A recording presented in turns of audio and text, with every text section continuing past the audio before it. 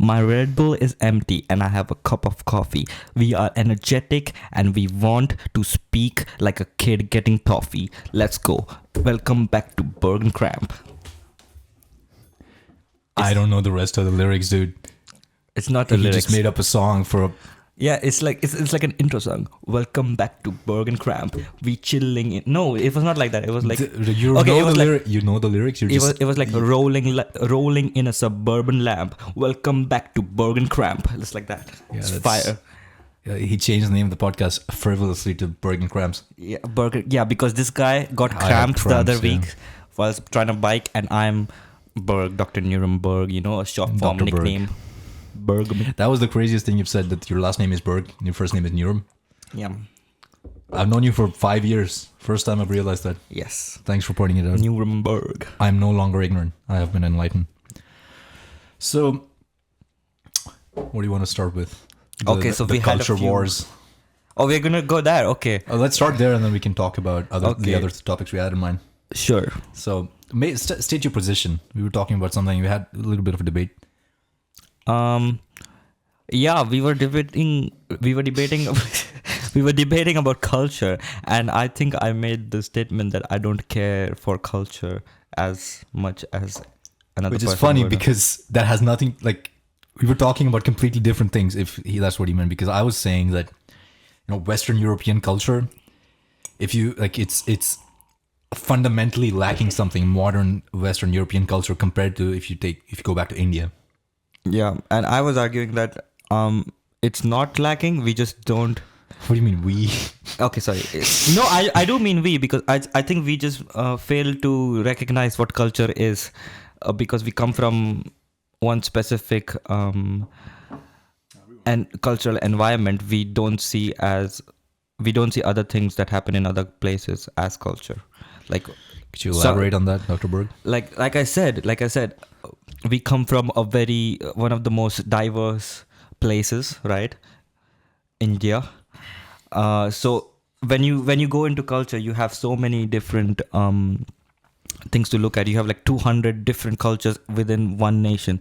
But when we come to a country like Belgium, which just has which has Wallonia, Flanders, and each has its own culture. There's also the German and the Brussels. Yeah, but what is that culture? Like, what is Wallonian culture? See, do you know what Wallonian culture is? Let's not. Of go course, this is a fallacy, by the way. Just because he doesn't know, it doesn't mean there's no culture. But Yeah, exactly. I just want like, culture can be like I said this earlier. Culture can be even like the fact that Belgians are usually more reserved, and like some people say that, oh my god, Belgians are so rude. They don't. Yeah, but that's not what I mean by culture, though. Yeah, When I know, say but that culture, can be culture. Like culture can be the way people act in the way a group of people act. I think that's behave. a symptom of culture. The way I see culture. I mean, how would you define culture? It just is behavior, the way a certain group of people behave. Yeah, it would be, and But then, is art culture? Or does art influences culture in your definition, right? Because art influences how people behave. I think it's the other way around. I think culture influences art. Because So the way people behave influences the art they create. Yes, because that's what makes But then art. what came first? Culture came first. The way Culture people is behave. yeah, exactly. And art, the whole point of art is it tells a story, and that's exactly what makes it so beautiful. Well, it's more than just that. This world, because there's so many different cultures, right? So there's individual stories, and what makes it much more interesting is like every other person experiences their culture in a different way. Like I experienced my culture in a different way. You've experienced it in another way. Now you're not sticking to the definition. You said culture is strictly how people behave. Yeah, okay. But now you're using it like my definition. It's how a group of people behave. It's how a group of people behaves. It's how a group of people behave, but it doesn't mean that they experience those group of people experience that culture and have the exact same. But what does it mean to experience culture by your definition? Like some people who grew up in that environment, like a certain cultural environment, may like it, may prefer living like that, and some may have to live like that, but they don't prefer living like that. You know? All right. Yeah. So it's like what's your point though? What's your point? My point is that even though that pattern is there, even though those people live like that, and it shows that they have this, they behave in a certain way, doesn't mean that that individual needs to like that or like prefers it, you know? I mean, Like- yeah, sure. But what's your like a bigger like main like serious like point to make is that there's people are in certain cultures and don't behave. Yeah, don't it's just- like the way they behave, or what are you talking about? I'm just talking about how culture. Well, the point I was making, which you were sort of debating against, was that Yeah. when you go back to India, Mm-hmm. and this is what I said, is that even though most of the there's a huge suburban culture in India where a lot of people have moved to the cities because that's where the jobs are, that's where the money is. But the vast majority of the country, population-wise, is still rural. And I have parents that have very close connection to the rural roots. Like they grew up, you know, back in their village, or then they moved to Mumbai, and then like you go back to the villages and the way they behave is very different, and it's very, in a sense, more traditional, right? Like they still follow the traditions to a fault, right? It's like certain things that I hear from my mother and my parents, like they, the way they treat women is almost laughable compared to the rest of the country. Like the standards are very different. You go back to rural India. Now, I'm not saying therefore I'm not saying that culture is, there's no good or evil about culture. Culture is culture, but the sort of like, I mean, the point I'm making is like this is what when I read Nietzsche, he talks about nihilism and he's fighting against nihilism.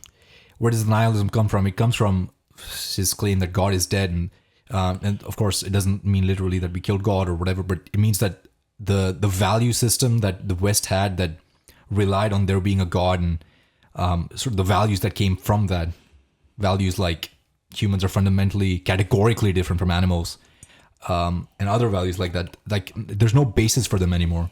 That's a very deep sense of, it creates a very deep sense of purposelessness, which I think is missing from a place like India, because they're far more superficial.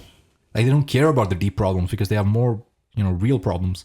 The culture there also, like most of them are still very religious. My parents are still very, you know, not very religious, but still religious, and they don't question things as fundamentally as people in the West do. Now, I'm not saying that's a good thing, that's a bad thing, or I'm just saying it leads to a lower emphasis on, you know, the deep questions of life. Much more like, you know, they care about everyday stuff, more superficial things. And in some ways, you know, Nietzsche preferred superficiality. And I think I'm losing Dr. Nuremberg. He's looking at his phone. I'm- But like that was my point. That's where I was I arguing. hear that. I hear that. That is true, and I do agree with what you said. Or he But agrees. it's, yeah.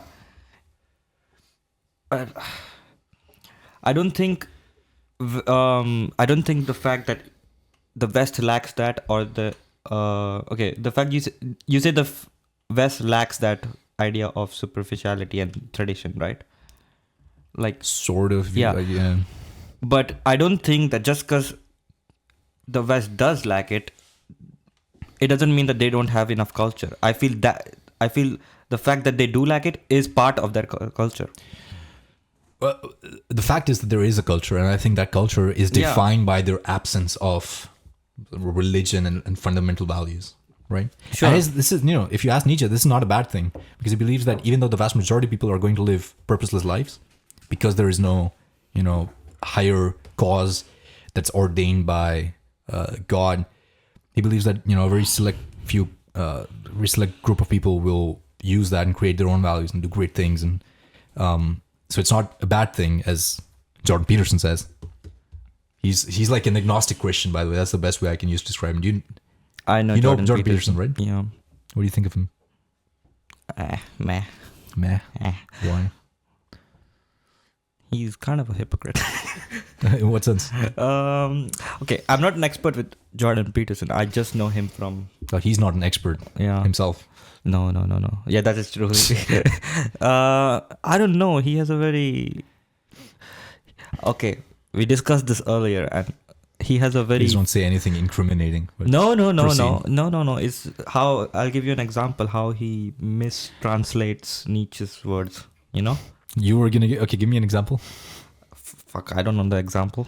Oh, were you asking? You're me the to Nietzsche give it? expert. You want? Yeah, I mean. Yeah, he- but the God is dead. Sorry. give an example for that point. How he Yeah, God is dead. That's what I was saying. Yeah, yeah. Like, God is dead. Nietzsche, like, if you watch Jordan Peterson, first of all, if you've read Nietzsche or you listen to people who have read Nietzsche and you listen to Jordan Peterson talk about him, it's great that he has this reverence for him, but it's like he completely disregards his deep arguments and points. Someone like Peterson, the God is dead thing, that's the best example of it. He says that's a bad thing and that being God is dead. I think I don't know if he actually misunderstands him or if he's just never read the book, or if he just, stopped at the exact phrase, God is dead. And I was like, okay, that's it. I'm going to take it from here. Because if you read the whole passage, it's Nietzsche sort of paving the way for the free spirits, the future who's going to take the freedom of this lack of fundamental values, I guess, and inject themselves into it. It's a great thing for these free spirits, but Peterson doesn't recognize that, and he brings back sort of the herd morality, and that's what his he's like, oh yeah, the God is dead, we need to bring back God. That's basically his argument. And then he goes on to this, he does like 13 lectures on the Bible, which is, it's great to read the Bible, but he derives meaning from it. He's like, the whole series was sort of like he was trying to secularize the Bible and get atheists into it. And I think reading the Bible critically from an atheist point of view is a great thing to do, but trying to legitimize the values in the Bible as sort of universal values, which Nietzsche hated, it's completely antithetical to everything Nietzsche was talking about. Also, you could make the argument that he's not strictly a Nietzschean, Jordan Peterson, because he has his own ideas and stuff, right? Which is also arguable. But the fact is that you don't have to be a Nietzschean to understand Nietzsche, or you don't have to be a Jungian to understand Jung. You can appreciate the ideas and fight against them. And this is what I've heard as well, is that he doesn't even really... I haven't read Jung myself, but I've heard people say that he doesn't understand Jung either. But that I can't criticize him on that because I haven't read Jung. Yeah, sure. So that's Jordan Peterson. That is Jordan Peterson. I don't have a strong opinion on him. By the way, this guy is an sick, expert. right? I'm not an expert. Yeah, he's sick right now. Who, Jordan Peterson? Oh, he's very sick. Yeah, he's like. Oh no! Maybe we should not release this then. No, it's not that. I mean, every smart person criticizes him. But the thing is, if you go back to his early days, if you go back to from when he was first uploading his lectures from Harvard, because he used to be a Harvard professor. Yeah. Those lectures were, interesting, and he was, I feel like he was more critical back then, and he sort of lost that as he became more and more popular. I think there's an interesting debate to be had about whether that's what mainstream does. Mainstream social media, that's what it does. It ruins you. Like it feels like his message got more refined and more coarse at the same time, if that makes sense. Yeah. It had less philosophical depth, but more widespread reach. So this is something I want to ask you. Like, if you had a person who took, let's say, philosophical ideas and who packaged them in a way that made it very easy for the masses to digest it, and using that, he helped a lot of people, get out of, because he did help a lot of male, especially men, but also women who were just like, stuck in their life. And he helped them using these sort of arguments, Nietzsche, whatever. He helped them improve their lives. But he was misrepresenting most authors, he was talking about, and he was simplifying his ideas for the people. Do you think that's acceptable? Do you think that's good?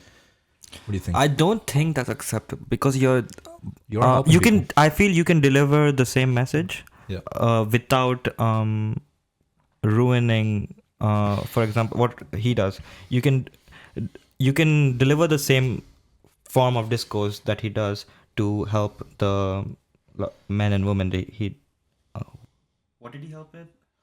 Well, like, get up, clean your room, set your life in order, that sort of thing. See, you don't need to ruin. Self-help. I don't want to say ruin, but you don't need to dumb down your ideas. Dumb down Nietzsche's work to convey that message. You can make it. See, you can make it your own message. What do you mean? Like, you can deliver. Has he written a book about this? What? Has he written a book about this? Jordan Peterson. Yeah. He's written self-help books, yes. Yeah, exactly. Which dumb down everything, yeah. Yeah, but then But he's... have helped people. It has helped Supposedly, people, but it's allegedly. also like discrediting Nietzsche's work or like Yeah, but who misinterpreting. cares about Nietzsche, right? Did he mention Nietzsche in his book? Probably at some point. But he talks about it. See, in- that's exactly Bro, he has a what... lecture series on Beyond Good and Evil. That was the funniest thing. By the way, shout out to Essential Salts / Untimely Meditation / Keegan. I forget his last name. He has a podcast called the Nietzsche Podcast, and he talks about everything about Nietzsche and adjacent authors, adjacent ideas. Great podcast. I think one of the best secondary / tertiary sources you can have on him. He covered a video talking about Peterson's new course on Nietzsche on Beyond Good and Evil. That was the funniest thing, because if you watch the video, the guy doesn't even mention Beyond Good and Evil. Like he's a lecture on the book. Doesn't even mention, like he mentions the book in the beginning. Just talks about random stuff. Like he mentions like random context in like information that has nothing to do with the book. Late night. I can't do it. Can you do a Jordan Peterson voice? That was terrible. He's like a Kermit the Frog. Yo, no, he doesn't say yo. Okay, no, he doesn't say yo. That was the issue. Yeah. No, but he just mentions, like it was the Industrial Revolution. This was happening in fucking Scotland. Has nothing to do with Nietzsche. Yeah, I feel he uses Nietzsche's work to justify some of his stuff. Not just him. I mean, he mentions. Yeah, other, I mean, like, okay, everyone does, but maybe that's just like a broader problem. But- how you I use like, okay, how people use what they're inspired by as a justification of yeah. what they're trying to convey. Like, okay, sure. That's what the Nazis did with the Nietzsche. Exactly, that's exactly what they did.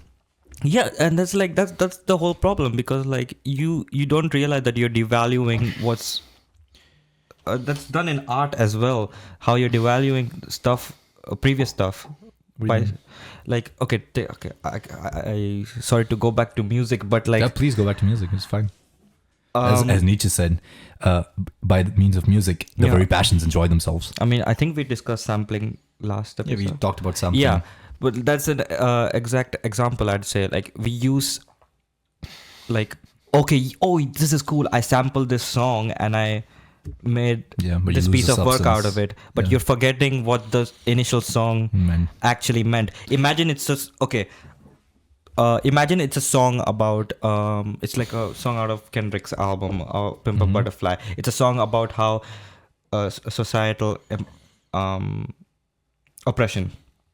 It's a song about societal oppression, whatever. Any song out of the Pimp a Butterfly, and you take that song to make a song out of. You sample a song out of that to convey the message of, oh my God, white people lives matter too, or whatever, It's like you're taking the meaning out of the original song.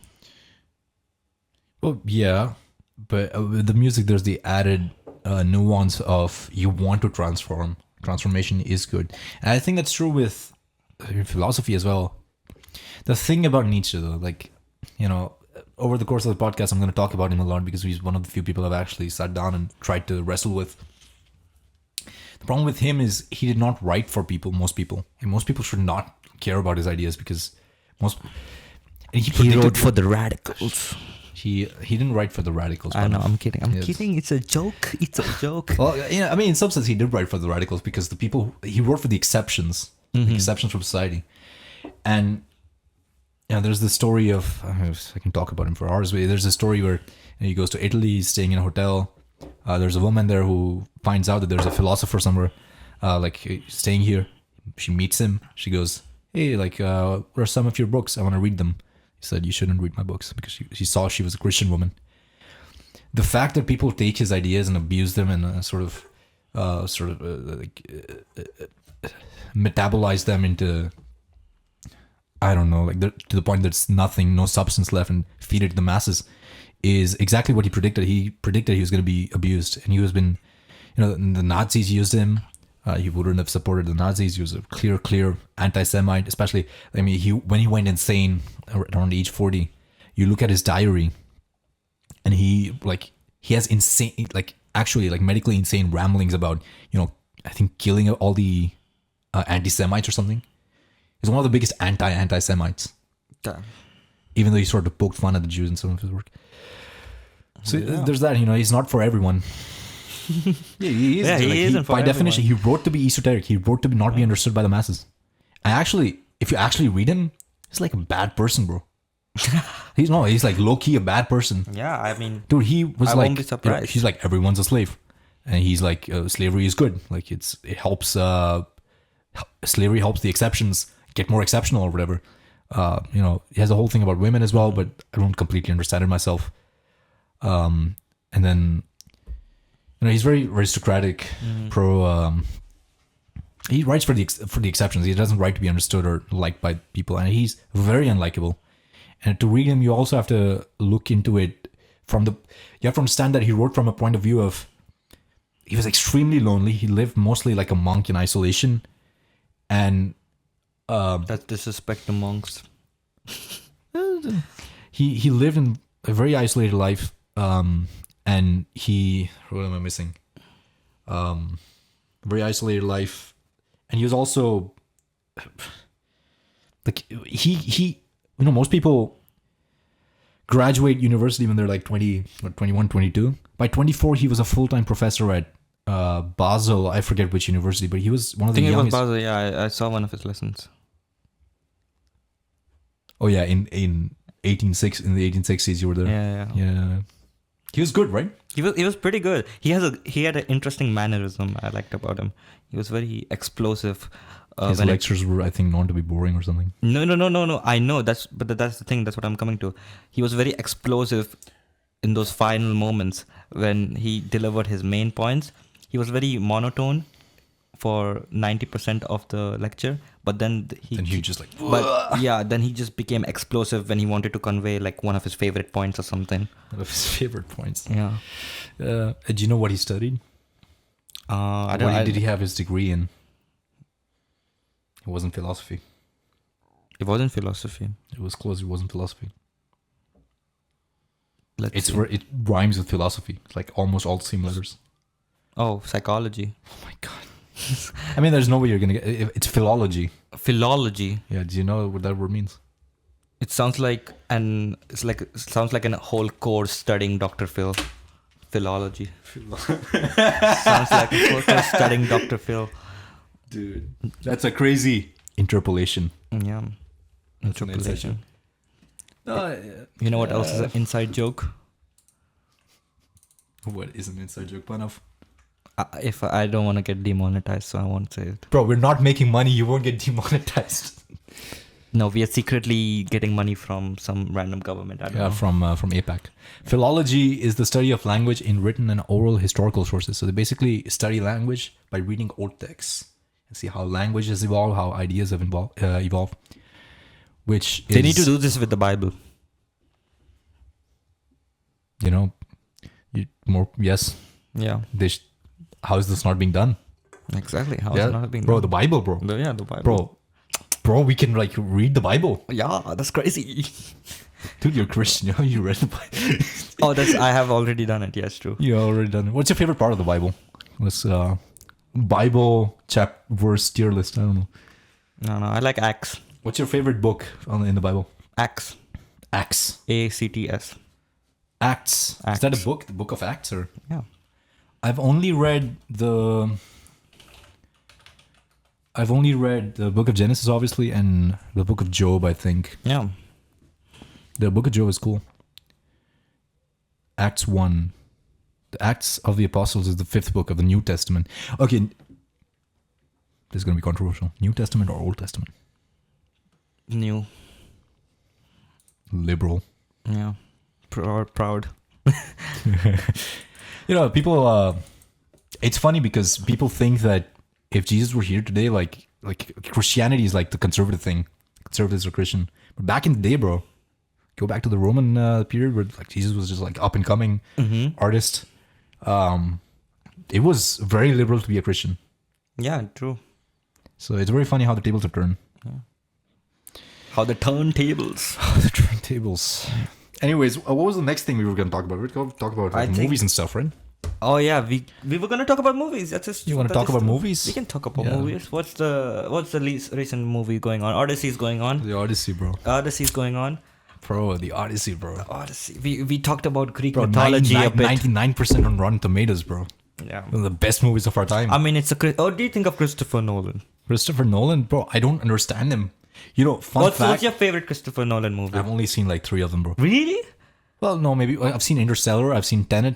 Oof, Tenet is I've seen Oppenheimer reluctantly. Yeah. No, I walked into it Inception? willingly. I walked into Oppenheimer willingly, but I stayed there. Stayed there involuntarily. I forget the Yeah. other word. The problem with Nolan, Unconsensually. dude, I'm a nerd, right? I know physics, I know math. Yeah. Halfway through Oppenheimer, I was lost. Yeah, Like, but I had no idea. Bro, Robert Downey Jr. came on. I'm like, what the fuck? Like, who is this guy? okay, but the thing with Oppenheimer, But which people, I feel like Nolan is like a poor person's Tarantino. I don't know. Like he just Tarantino does but the thing is- non-linear story up. Like Nolan does it for no reason. no, but the thing I is, love the Interstellar. misconception people have about Oppenheimer, it was about the bomb. It was not about the bomb. It was about, about Oppenheimer, Oppenheimer. Himself. Yeah. It was about the struggles he faced personally. That's why there's a bit of the whole love interest thing. Yeah, That's underselling it. yeah, exactly. I feel if Christopher Nolan had to make a movie about the Manhattan Project itself, he wouldn't include all that. But and I think he and likes that people instead of. That's not really makes. and that's why Robert Downey Jr.'s character came in. It was Oppenheimer's main, I feel, threat towards the end. Yeah, antagonist, I guess. Yeah, antagonist. It was like, if you've created a fucking a weapon of mass Language kind of. destruction. Yeah, it's a weapon of mass destruction. It needs emphasis, okay? There's gonna be people who go against you for that, and one of the main person who went against him was, I forget his name, but Robert Yeah, Downey no Jr. one is correct. remembers his name. He No hate towards Robert Downey Jr. By the way, great guy, great guy. great actor. Talking about Robert Downey Jr., the Avengers trailers came out. Oh yeah, you haven't followed. Yeah. The last Marvel movie I saw was probably like Spider-Man 3 back when I was 10. What even is Spider-Man? Like the Amazing one? No, the original, like The Tobey original Maguire. one, yeah. Bro, I've seen the Amazing Spider-Man. I haven't seen part 2. I don't follow superhero movies. My uncle summarized it best. He said Avengers movies or Marvel movies are just like a bunch of people with crazy superpowers in one room throwing one-liners at each other. Yeah. That's it. That's And then every other movie I watched after that point, every Marvel movie, I could not see it, unsee that part, and just become not interesting. yeah. I mean, What do you think? I feel. Are you gonna watch the Avengers movie? Probably. Are you following the lore, like the storyline? I- Is there a storyline? Not to the point where like I'm like, oh, this happened here. I remember this happening here, and because of this, this is gonna happen in Doomsday. No, I just follow it because I've watched it, so I have a basic understanding. The last movie, Avengers, there's Age of Ultron. What was the thing with the Thanos? Like I didn't even. That was Endgame. Endgame and Infinity War, I think. Yeah, but that's where the story ended, right? Like Iron Man is dead or something. I don't Yeah, know. but I don't think RDJ is coming back as Iron Man. He's Okay. coming back as a villain. So he's not dead then. He's dead, but it's complicated. I don't even know the exact lore behind it. But I think Iron Man died, but he's Right. coming back as Doctor Doom. Let's get some professional help on this. Do you like- remember Doctor Doom? Dude, I haven't watched any of the events. I've seen Age of Ultron when I was like 9 and I didn't understand. Yeah, any of that's the Age of Ultron is irrelevant here. But it. The only Avengers movie I've seen. yeah, but he's coming back as a villain, as like the villain of, and I think there's rumors that he's like a variant of Iron Man from a different universe who became evil and Dude, became you just Dr. want an Doom. excuse to get RDJ back in. Because Yeah, he's so that is awesome. also true. But like apart from that, I don't know the specifics. Yeah, I don't know. Marvel or DC? Oh, I'd say DC until DC is carried by Christopher Nolan so bad. The Batman trilogy, that Batman is that is carrying DC for me. Like so. Okay, no, DC is still fire, but they ruined Justice League and shit. Oh, did you see? What do you think of the Joker movie? Like, I love. Oh, with first one I love. Second one was I've never seen. The second didn't one see was the like second more one. of musical. Musical. Yes, that's why I found I found it to be interesting purely because Lady Gaga. Lady Gaga. Gaga Gugu. But yeah, You know where her name comes from? um, Lady Gaga, how she chose her name? she was. Okay. No. Oh, no. Not Okay, I won't. not on national television. I won't. Oh, Free up storage, bro. Wait, should we like stop this because I'm running out of... Holy shit. That's bad. That is super bad. All right, I think we're going to take a quick break and start re-recording. No. Yeah, I mean, we have to take a piss. I have run out of coffee. It's problematic. I am out of control. I'm a coffee addict. Yeah, we're back. I had to delete some very important programs. Born. Science. It wasn't that, by the way. I'm just kidding. Oh, really? I don't know what you deleted, but I don't think it was that. But Yeah, no, it wasn't porn. It was what were we talking about? talking about not music, movies. We were Avengers. talking about movies. Yeah, whatever. Odyssey, right? You're gonna watch it tonight, I think. I think I will be Do you have watching any it tonight. expectations? We're talking about Nolan before we left off. Yes, Nolan. I like Nolan. One of the first movies I watched was. One of the first movies you I actually watched Inception and then I watched The Manifesto. So I haven't watched either of them. you haven't watched Inception? No. Oh, That's the one with Leonardo da Vinci. yeah. Da Vinci, DiCaprio. DiCaprio. I mean, you've seen Da Vinci, right? Yeah, Da back Vinci. in Yeah. No, but he has great. Which century was Da Vinci? Did you know? Da Vinci. Ooh, I don't know honestly. He's just like a passerby in my time period. Passerby in your time period. Yeah. Which he has came been and went. established to be mid to late 19th century. Yeah. I mean, yeah, Nolan, April 15th, 15th century. It's like was that the romantic era? Romanticism, sort of. I don't know all the movements and stuff, dude. But Da Vinci was a legend, dude. He, one of the most baller things he did when he died. I mean, he had an extensive, very big body of work. He did art. He was cutting people open, understanding human anatomy. Can't do that these days. You can. You just need a license. And he was making bridges. And there's a Da Vinci museum in Venice, I believe, that I went to, and you can buy a book there of all of his sketches and. I think it's in Florence. Oh, I think it was Venice. I was in Venice. There might be one in Florence I swear as well. to God, I have gone to a. Yeah, maybe. I'm pretty sure it was Venice. And when he died, allegedly, his last words were, I think, "I have offended God by how unimpressive my work is," or something like that. Dude, that's like Socratic levels of irony. I wonder if he said that just like, I don't know if he meant that. He might have just been joking, or. It was in Florence, yes. Oh, it was in Florence. There's a museum in Venice. See? Da Vinci Museum. This is not Venice. okay. This one is Leonardo Interactive. Bro, this guy is your coffee mug has fallen. It hasn't fallen. It was this one. Leonardo Interactive. Yeah, that's exactly where I was. That's in Florence? That's in Florence. See, I was in Florence, bro. I remember this. Exhibition in Venice? It might be. No, it was this one. Wait, let me. Yeah, like I played with this. Yeah, I played with this, but this wasn't. Dude, what do you mean? Maybe this one. Maybe. Let's look at some. Let's look at the gallery. Let's look at the pictures. For people who can't see, we're See, arguing. this is Florence. Dude, there's no pic. Oh, it says Florence. But I looked up Venice.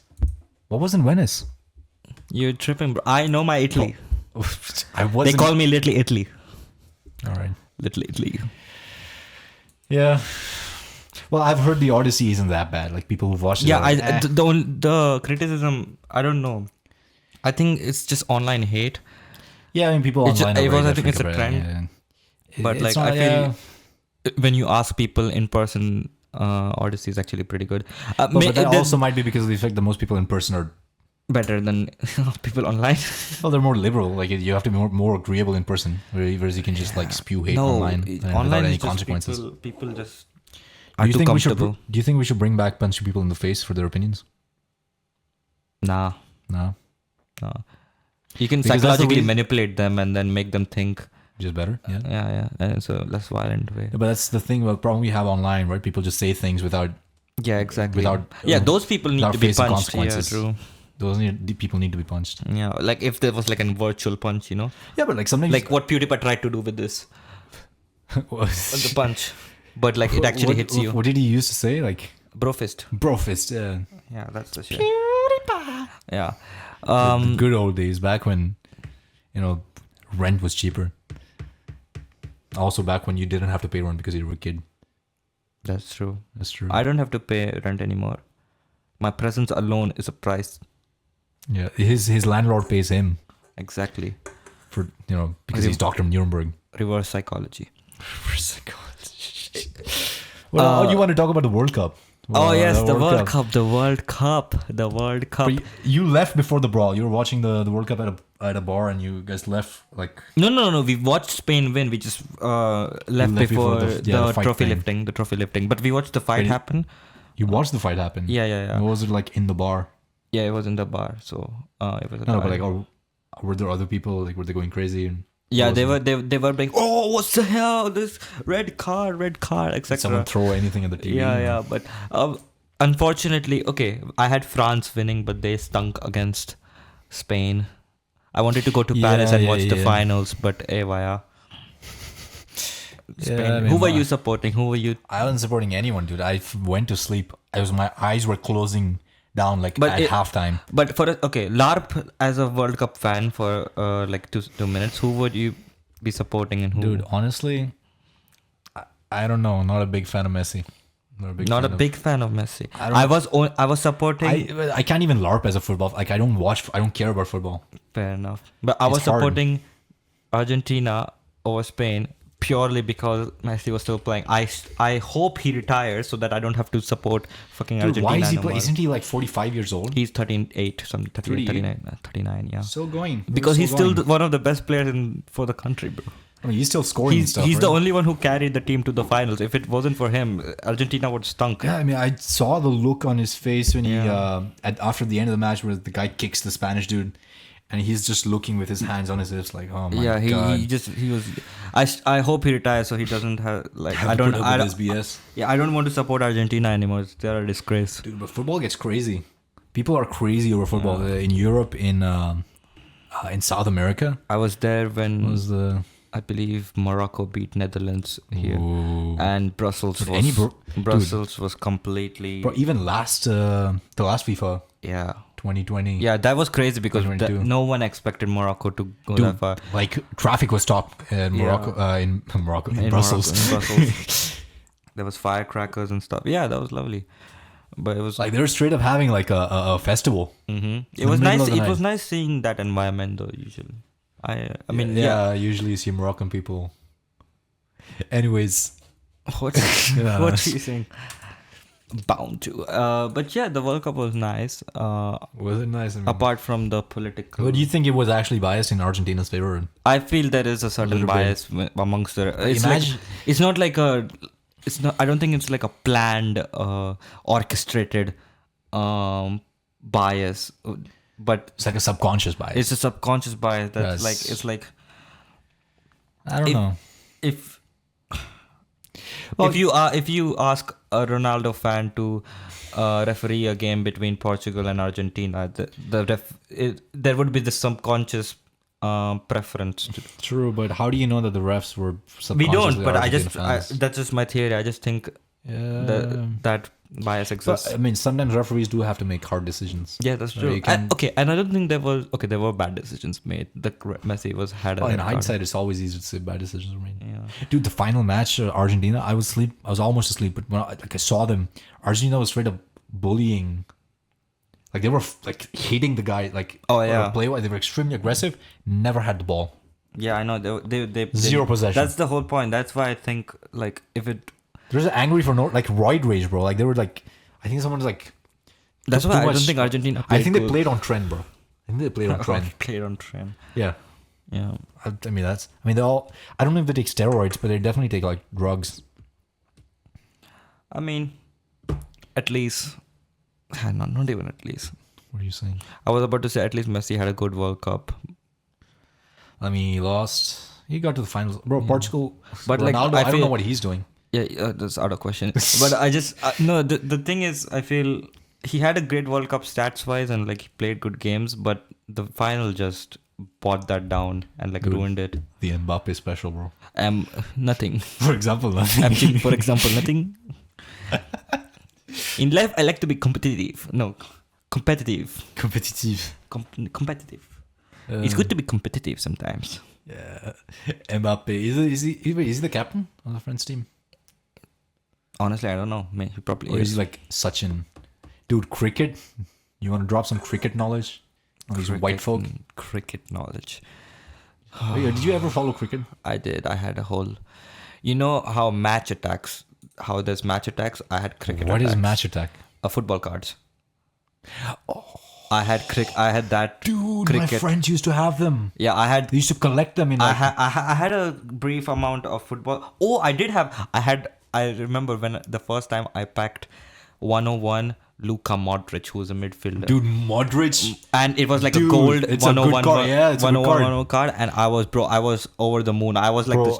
I was like yeah. the shit in like because we used to play it. Oh in yeah, the that's back. like status back in Yeah. like middle school. Yeah, because we used to play it at the back of the bus whilst Yeah. going home. Yeah. And it was like usually So, 1 hour and for- stuff. for And I had people- the strongest card. And Yeah, I mean, sometimes, you beat them. sometimes people convinced me to leave it out so that like, They're straight up stealing it, bro. Yeah. No, but for people who don't know what we're talking about, like trading cards, football trading cards, it was a I huge think deal in everyone India for knows, kids back yeah. then. It was football. There was also cricket, and there was also. I had like a whole book, bro. I had like they for you cricket. were one of them, all right? Cricket, I was out of like I had everything. Like Everything. I used to collect them every year when IPL came out. Yeah, dude. And IPL. there was just like a whole book, with like I don't know. IPL, by the way, is the Indian Cricket League. It's like Yeah. it's bigger than it's bigger than the World Cup. There's like Nah, it's almost bigger than the World Cup. It's Really? as big, yeah. It's pretty big. nah. World Cup's bigger. If you Alright. let's fact check on this because Cup's the bigger. IPL. By the way, India's population is huge, and everyone watches the IPL. I think at least yeah, back but when I was a okay, kid, we when you used to watch it. say it's bigger, I feel there needs to be like the whole world needs to watch it.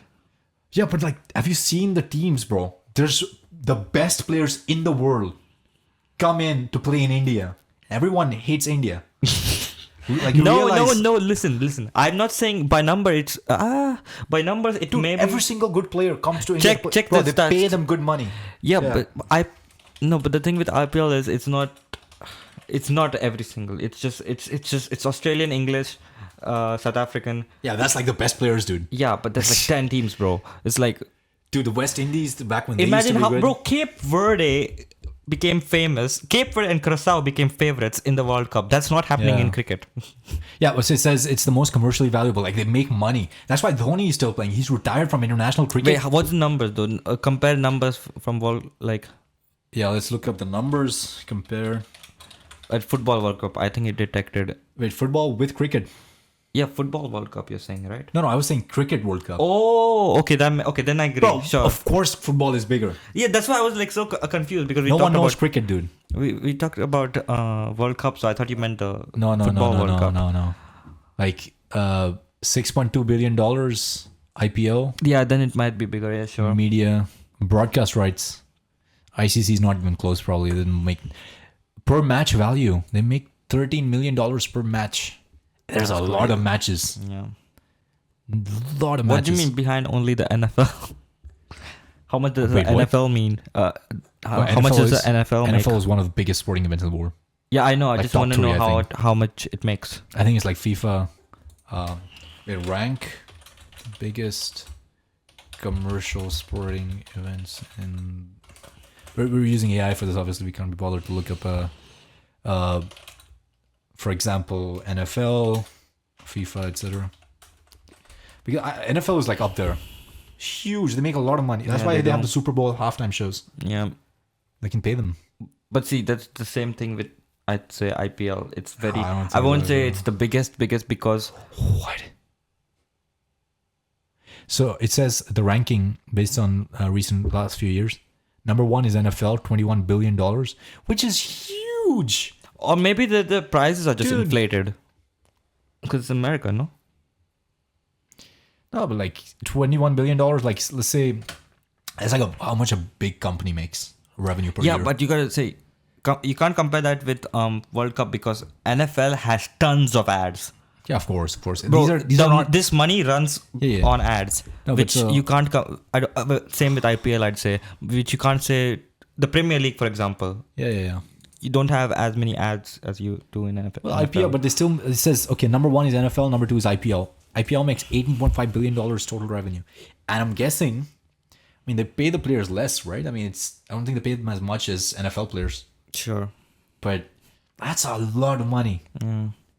So the IPL, like, it's nowhere close in terms of viewership. IPL is like, I think, bigger than the World Cup. Cricket World Cup. Cricket World Cup, yes, we have to specify that. But who cares about cricket, right? No one watches cricket. Yeah, I mean, it's a nice sport to play. All right. It's a nice child. We sport to should play. we should have a special what do you call them, segment, hot takes. Like what's your biggest hot take at the moment? Music isn't subjective. All right. So how can music be Okay. objective? Let me rephrase. Music, the subjectiveness of music is over exaggerated. That I can get behind. That I understand. Like there's I don't think like some stuff is just objectively bad and some stuff is objectively good. Yeah, I don't right? think there's like. Are you saying there's a clear line between bad and good? I feel people. You know how people say, "Oh, music is subjective, so you can like this." I mean, yes, sure, you can like it, but like, music is still art, and there is still good art and bad art. How do you draw the line though? Or are you just suggesting that the line is clearer than people make it out to be? Like it's not that subjective. I'm saying it's not clear, but it should be clear. Because like, there's a reason by that argument, by music is subjective argument, I can sit here and say Ice Spice is better than Kendrick, which is just not true. Well, truly subjective person would say, you can't compare them because the apples No, and but oranges. I feel that's an the apple, beauty everyone else is about an orange. music. Like, you can like a certain kind of music and there's nothing really wrong with that. Like, I can like my favorite... Ice Spice. Okay, I don't listen to it. Okay, I'll give you an example from back in the day. I used to listen to a lot of Juice WRLD, right? Yeah. R.I.P. R.I.P. And I can say I like him, and I still consider at the time he was one of my favorites. But I wouldn't say he's objectively the best musician out there, which a lot of people tend to say. But you can't argue for the subjectivity of music and then say the Juice WRLD is objectively the best, right? If you're that's what people do. That's what people do. That's what I'm trying to say. There's like, and that whole phenomenon goes global into the mainstream, and people just overrate certain artists or underappreciate certain. That's the whole reason why underground exists and mainstream exists. Because just because a collective, because a group of people like a certain artist, and just because that group of people, the amount, it's a big amount of a lot of people. Yeah, just a lot of people. Like mainstream is overrated, underground is underrated. Is that roughly what you're saying? Yeah, basically what I'm Roughly saying. what you're saying. Well, that's always the case in everything. Yeah. I mean, That's why, and music being subjective drives that. That's what I'm saying.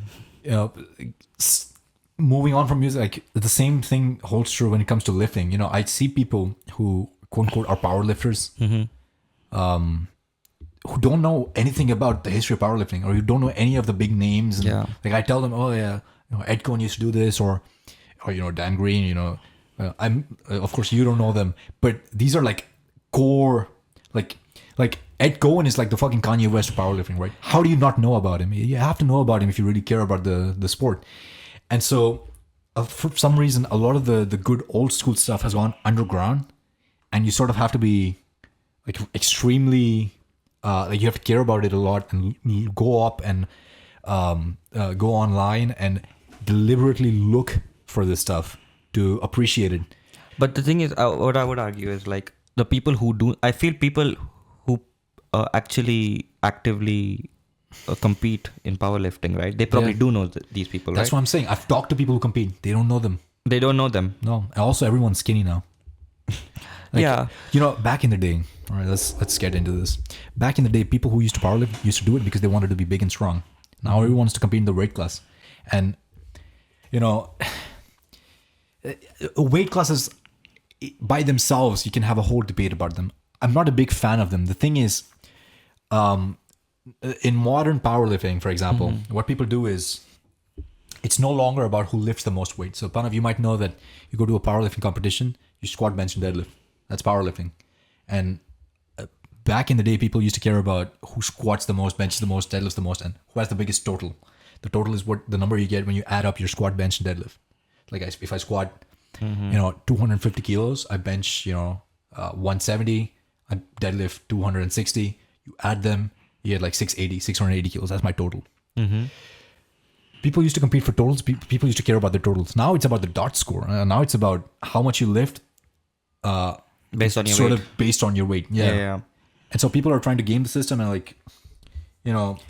I feel one reason people don't know about it is purely because of the way the sport is. Because look, compare weightlifting to like football, okay? Well, weightlifting is different. Yeah. Powerlifting to football, right? Yeah. There ultimately is one aim in powerlifting. Yeah.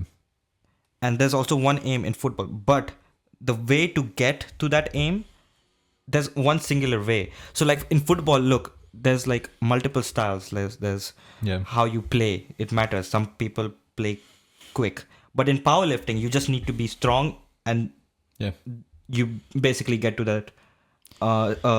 It's one so quality. People can't have like people who compete can't have like specific styles. Oh my God. Like it's one singular way. When you get in the weeds of it, people do have styles. Can you like differentiate that style? Or is it like one common method, Well, I mean, so the thing is, when it comes to powerlifting, it depends a lot on the leverages, sort of your biological anatomy, what ratios your bone lengths are in, what ratio your insertions. Like if someone has a bicep that inserts very close to the elbow, they're gonna be stronger. They're gonna have stronger arms. They're gonna do better in bodybuilding as well.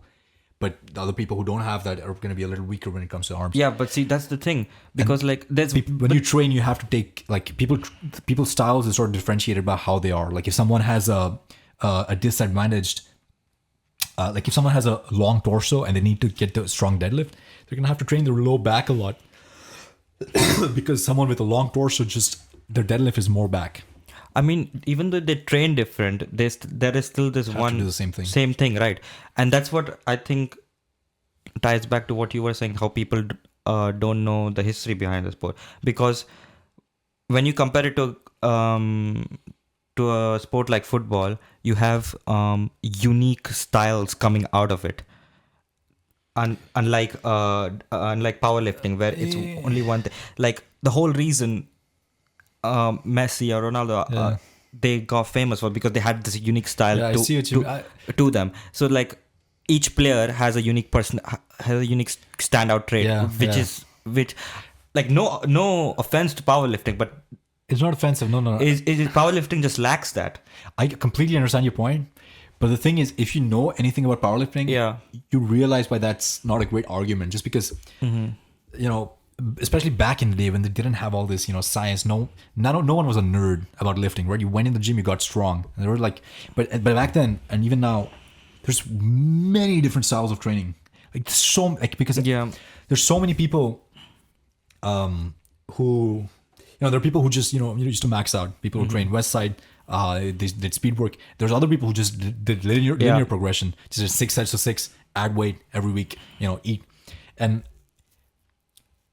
It's not the strongest argument because even though there's the unique focus on strength, there's many ways of getting there. That's why I think it's important for like a good powerlifter to know about the history. Because, what you see now is sorry to cut you off. Just finish your No, I was just saying that because knowing about if you know about the history and the multiple ways to train, right? Yeah, you could figure out what's best for you, which I think people can't do if they don't know the history, and that's why they go into wrong methods of training. You would think that, but the trend that's happening in lifting culture now is, especially bodybuilding, is that there's these scientists who've put their lab coats on and they have their lab goggles and they've figured out what's the optimal way to train? And there's only one way to train, and it's according to how the scientists say you should train. There's, you don't want to eat too much protein. You don't want to eat, you don't want to eat fats. You don't want to, like, everyone has they're trying to get at some objective truth of lifting, which I don't think it exists, and I think it defeats the point of lifting itself, because, when you're training, different people just have different personalities, and your training will reflect your personality if you train correctly. That's true. And to go back to weight classes, this is a pet peeve of mine. You don't have weight classes in track and field. Think about that. You don't have classes in shot put. If you know what shot put is, you have a heavy ball that you throw as far as you can. Now, naturally, you'd think, the big guy can throw a heavy ball much further than a small guy. So let's have different weight classes and look at how far the small guy throws it, and then compare how far let the small guys compete with the small guys. But they don't have that. They just have the big guys. You have to be big to throw shot put, like a certain amount of size. You see Brock Lesnar's daughter. Have you seen her? Mm-mm. She used to throw shot puts like national champ. She's fucking huge. She's jacked out of her mind. And you don't have that in powerlifting. And the only argument you can make, which, it is true, like, I understand why people make this argument. The only argument you can make for weight classes in powerlifting and other strength sports is, it gives people a chance of participating. So just because you don't have the right frame to be the biggest, strongest guy, you can still compete. Like, if you're a small guy, short guy, actually short guys have sort of an advantage. But, if you're a big guy, you can compete in a heavier weight class. Like, it gives people a chance to participate. But then, you have the whole darts thing and the relative strength thing. And there's just not as much of a focus on brute strength. It's all about technique. It's about leverages. It's about not getting tired, training optimally to avoid fatiguing. People who train powerlifting, they're never overhead press. They don't believe in shoulder presses because it's too tiring, and there's better exercises you can do for your shoulders. No, I agree. Oh, sorry. I agree though. So I mean, fuck. No, but I was actually about to look up one thing. Why isn't there weight classes in shot put? Yeah. Actually, that's a good question. Let's look it up. I don't want to. But there's also no weight classes in track. There's no weight class for a 100-meter sprint. There's just a certain but sprinting is different. No, it's not different. Like the bigger, to an extent, the larger, more muscular guy, more leaner guy is gonna run faster, or stronger. Smaller people with less muscle mass, they're gonna run slower. I'm pretty sure. But they don't care about the small guy. No one cares about the small guy. Not in sports. And there is an argument. I mean, from a sports point of view, you could argue Mighty Mouse, for example, if you follow MMA. Everyone says he's the greatest pound for pound, and actually, wasn't even the weight class. Like I think he was champion in like 3 or 4 different weight classes, which is insane, right? Every top fighter, almost every top fighter thinks he's like the GOAT of MMA. Okay, so basically, I'm reading the main reason shot put doesn't have a weight class is because being smaller or being bigger is not like an impairment. Basically, but if you're doing powerlifting, if you're doing powerlifting, the lower weight class it's like a safety hazard. What do you mean? If the lower weight class dudes start doing higher weight class stuff, it's safety hazard. What do you mean? Like they might injure themselves. When lower weight class dudes start doing a higher weight class stuff, what does that mean? Like lifting more weight? Yeah. That's why you gain weight to... Yeah, exactly. I don't see your point. Yeah, but that's allowed. You can gain weight to get into other weight class. But if there would be one singular weight class in powerlifting, the smaller dudes would like injure themselves trying to compete with the bigger dudes. So they wouldn't compete. They would just cut them off. No, but they still would want to compete. That's not. Yeah, but who cares? I want to be a basketball player. I'm never going to be a pro basketball player. I'm just not tall enough, not black enough. No, you can be tall enough. You're tall, bro. I'm 5'9". There's short people. Yeah, I'm 5'9". Yeah. I'm also very unathletic. I can't jump like a basketball player. Yeah, exactly. But you're not endangering yourself when you play when you're trying to compete with basketball. So now you're talking about health and danger. Yeah, like there's certain sport which you go into thinking you can do it, but you can literally endanger yourself. Well, every sport you endanger yourself. Not as much Every as sport, yeah. powerlifting can literally break you in half, bro. If I did I mean, no, it's one of the safest sports out there. That tennis players, football players have more injuries than powerlifters. You can look this. This is a statistic. No, but they have more injuries because it's a mobile sport. Well, exactly. So they have more injuries. So powerlifting is safer technically by the numbers. No, you need to be with powerlifting. You need to. It's like one correct way of doing it. If you, what do you mean? Like, I can be shit at. I can still hit a ball in tennis, but if I'm shit and doing powerlifting, I can literally break myself. That's literally the opposite of what the numbers say. No, it's but numbers if you're don't an matter. untrained tennis player and you play seriously, you're more likely to hurt yourself than you. I'm an untrained tennis player and I'm an untrained powerlifter. Well, you can't be an untrained power. You need to know how to do the movements. No, exactly. But that's just low bar. No. If I'm an untrained tennis player, I'm less likely to get injured than I'm an untrained. You're more likely to get injured. No, because you're gonna try to be explosive and then you're gonna rip your shoulders off your socket. But that's. Dude, I've had a friend who used to play tennis and he displaced his knee or something and he just blacked out on the pitch. No, but that's less likely to happen unless I'm like an untrained powerlifter. If I go and lift, I don't know how much do powerlifters do. Well, it depends on it depends on your weight class. Yeah, but like if you're like 80 kilos, like let's pretend there's no weight class, like you said. If I do 250 plus kilos. Yeah, if I do, I'm gonna break. I can. Yeah, obviously, because it takes time to get there. But no one's trying to do a 250 kilo squat when they walk in the gym. When you start playing tennis, if you try to compete, if you try, there's people have. Why are you trying to argue that powerlifting is more dangerous? It's not. I know it's not dangerous. But if it's dangerous for an untrained player, if there would be no weight class, it would be dangerous. That's what I'm saying. There's no substance to that point. Like if there were no weight class, it would be more dangerous. Yeah. Why? Because because humans have a competing sense of nature, and they try to do they overestimate themselves and injure themselves. That's more likely to happen. That happens even if you have one weight class. Yeah, but the whole point is it'll happen in powerlifting more. That's, by the way, no one ever makes this argument. I don't know where this came out of. I'm saying this. It's a Dr. It's a Nuremberg special. I don't get it. It's like if there would be no weight class, small people would try to compete with the big people, and they would fail. Yeah. So they wouldn't compete because it would be impossible. Unless you get up to that there's always gonna be weight, people who want to compete. Yeah, and some of them are gonna succeed, some of them are gonna fail. But then that's just unfair to the sport. Unfair to the sport. Like that, it's only big people performing. I mean, I guess basketball is like that. Short. Yeah, exactly. That's what I'm saying. Yeah, you're getting on my level. Nah. The bigger problem, and this again, in a weird way, goes back to Nietzsche. Oh my days. So we're back to Nietzsche. The problem. I'm gonna zone out, guys. All right, listen. So the problem with the dot score, it's not necessarily a problem. It depends on your perspective. If you go by absolute strength, if you go by absolute total numbers, it's advantageous towards the bigger guys because the bigger guys are always going to be stronger, always going to put up bigger numbers. However, if you go by dot scoring, if you go by relative strength, it's advantageous for the smaller guys. So in either case, you're favoring one class of people over the other.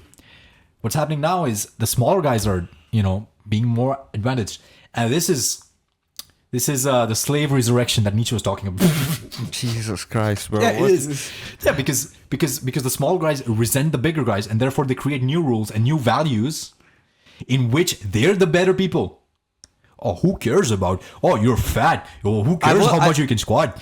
No. Look at me. I'm a skinny guy. I have no muscle mass, and I can squat. I don't think people do that. I think people still respect the. I don't think people, not as much. Really? Yeah, because otherwise everyone will be big and strong. Yeah, I feel people still respect the big guys. Yeah, I don't know. Like, come on, Tyson Fury. Or not? I don't follow boxing. He's the big guy, no? One of the Furies. I don't know which one's the big guy. Who's the other Fury? There's many. There's Tommy, Tyson, Nick Fury. I think it's Nick Fury. I'm not sure. Anyways, one of them, the big guy. People still know them. It's not like people only know. No, that's not what I mean though. The skinny one. It's like if you just go by the rules in strength sports. So it's all about recognition. I see. Yeah, so the bigger guys used to get more recognition because veritably they were stronger. Yeah, now it's there's equal. a slave insurrection. No, now it's equal representation. It's not equal. It's equal. It's not equal. It's advantageous to the small guys. No, yeah, but it's also Like, back in the day, when winning a powerlifting meet was like who had the biggest total. He's the winner. He's the number one guy. Yeah. Now it's who has the best dots. Bro, who's the guy? Wait, did World's Strongest Man? What's his name? Oh, there's so many. Eddie. Which one? Eddie Hall, dude. Eddie fucking Hall. He did powerlifting. Dude, he did powerlifting, right? He never did powerlifting. What? He should have, dude. I'm not gay, Oh my days. Here we go. but if he pulled his pants down, bro. I bet he has a small dick though because he's like Yeah, I bet it's huge, bro. testosterone. I mean, he probably looks small because he's so huge. Yeah. That's one of my biggest problems as well. Like my legs are too, but he's genuine. Like I saw a couple clips of him a few days ago. Again, like I've seen it before, but I saw it again. And if you go to the gym, right? If you lift, maybe let's say you've been lifting for 2-3 years. You've got your squat up a little bit. Look up Eddie Hall. Look up some of his videos from Strength Asylum. That's the gym he used to train in the UK. Dude, if you watch that and you still want to have abs, you're a girl. He's he's visibly like, he's not lean, but he's so strong. There's a video of him squatting 345 kilos, like 750 pounds, I think, for 7 reps, no belt, no knee support, no suit, raw to depth. See, here's the thing. Dude, there's a video of him incline benching 4 girls. Like 2 girls on each side of the barbell. I've seen that. You've seen that? Yeah. Have you seen him doing the 400? Dude, he's incredibly strong. 450 kilo deadlift, no suit, no belt. Use straps, but who gives a fuck? Strong motherfucker. Wait, but doesn't this prove that the big guys still get recognition? Because I'm sure. Well, I see that as cool. I don't think a lot of people see that as cool. Just bro, he's literally known as the world's strongest man. He has that. Well, he was. Now there's other people. Yeah, of course. It happens every year. It's like there is that recognition. Big guys still get that recognition. Strongman is different though. Strongman is like much less BS. They're allowed to take drugs. They're allowed to do anything, and they're allowed to use straps for deadlifts and stuff. So equitable. Honestly, if you want to be strong, screw powerlifting. If you go to strongman, I think it's a far more representative strength. Powerlifting was supposed to be, as I said, people want to be big and strong. So they powerlifted and they got big and strong. But the way the sport is now, it's the sport. It's a sport, of course, but it's no longer about being big or strong anymore. So if you want a sport that that represents not just strength but athleticism more generally, I think strongman is your best bet. Strongman also has a lot more injuries because they're picking up odd objects and running with it and stuff. But yeah, it's also harder to train for it, especially here in Europe because there's not as big of a strongman culture and you need very specific implements. Yeah, that's fair. But yeah, I think we've been going on for a while now. Yeah. Yeah, I have 10 minutes. You have 10 minutes? Yeah, I have 10 minutes. Fun fact in the podcast. Fun fact. 10 minutes before what? Before I need to step. Need to step. All right. I guess this is it then. This was episode number 2. We need to figure out a way to end these things. We could... Wait, hold on. I know. That's the most cringe way I've Yeah, ever it's cringe. Yeah. But I mean, what else do we do? We can just end it based on... Okay. No. That was... What was that even? That was not a meow, bro. Anyway, okay, let's see. Closer to the mic, bro. Okay, here's the thing. We hope that we close have... to the mic. We hope that we are in a more diverse surroundings. I don't care. No. Listen. So, pick a word that describes this surrounding, this environment. What do you mean by environment? Like my room? Yeah, your room. Abandoned warehouse. No. It's disgusting. I don't know. Your room is not disgusting. It's just... You've seen worse? I've seen worse, trust. All right. Yeah, it's a bit sad, but yeah. Anyways, to end That's how it is, off, brother. I'll say this.